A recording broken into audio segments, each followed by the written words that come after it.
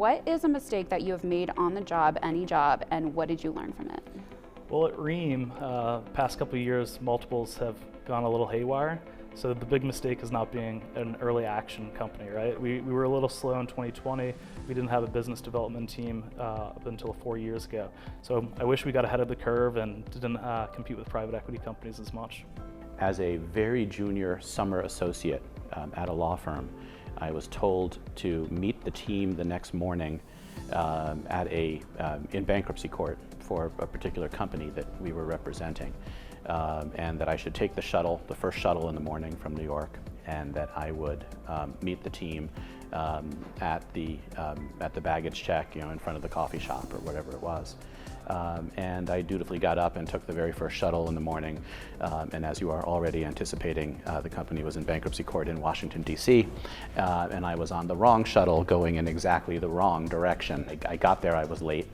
And the important lesson there, I think, is it wasn't actually an insane assumption I made. The company was based near Boston, but it was the wrong assumption. And never be afraid to ask questions, never be afraid to make sure that you understand as much as possible about the matter at hand before you start doing your work.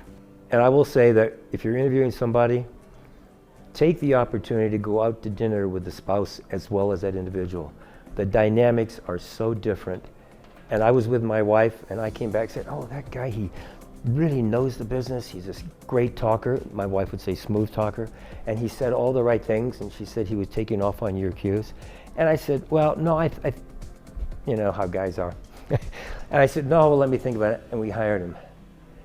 And wow, when you hire the wrong person, you don't find out immediately. You spend a long time, your time, their time, and it's just not the right fit. And by the time it's time to part ways, they've lost 6 months of their career, we've lost 6 months of our timing, and you have to start over again. So I've done that.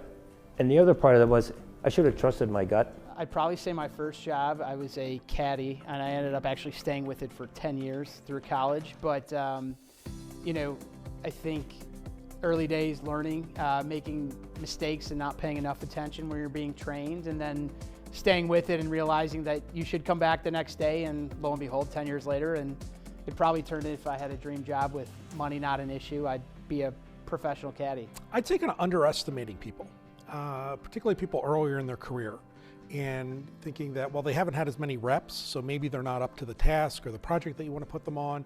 I think what I have found is that when you've got great people, they will always step up. They'll always kind of meet the challenge. And there's something exciting about giving people that opportunity and challenge earlier in their career and watching them grow from it, whether they thrive and do a great job right off the bat or whether they stumble a little bit and learn some things along the way.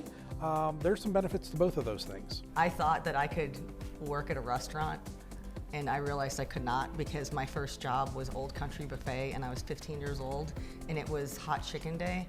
So they gave you these little plastic gloves, okay? And it was like basically a saran wrap. It's supposed to protect your hands from heat, which, by the way, a steaming bucket of chicken, it does not. And the one thing I realized is people were very aggressive about wanting their chicken. So your hands are like, the plastic's like burning into my skin. And people like, can you just wait 2 seconds? There's more coming. So that's my job story. I worked there for 2 hours and I got through the lunch crowd and I took off my little apron thing and I handed it to the manager and I said, this is not for me. And he goes, what about your check? I go, you can keep it. And I just walked out. In high school, I worked at a dry cleaners and I accidentally gave a bride the wrong dress. What did I learn? Double check your work. Look, I've been doing business development for 15 years now, and the early part of my career was very transaction focused. So I'd go to meet people, and I would angle for, meetings or opportunity to connect with people based on would they potentially have a transaction for me.